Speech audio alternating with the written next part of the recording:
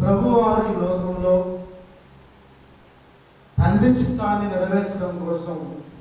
మనిషి కుమారుడుగా వచ్చి ఆయన పాపుల యొక్క రక్షణ కోసం పరిశుద్ధాత్మ శక్తిని మనకి కలుగజేయడం కోసం, పునరుద్ధరణ జీవాన్ని అందించడం కోసం మనుష్య కుమారుడుగా ఈ లోకంలో దేవుడు వచ్చాడు. ప్రియులారా, మరి చూడండి,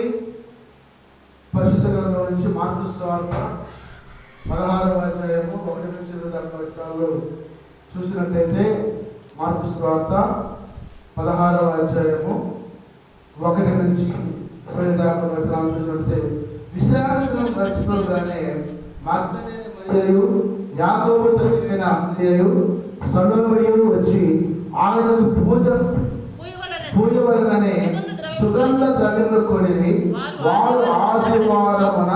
పెందలకడ లేచి బయలుదేరి సూర్యోదయమైనప్పుడు సమాధి వద్దకు వచ్చి చూడగా సమాధి ద్వారం వద్ద మన కొరకు ఆ రాయి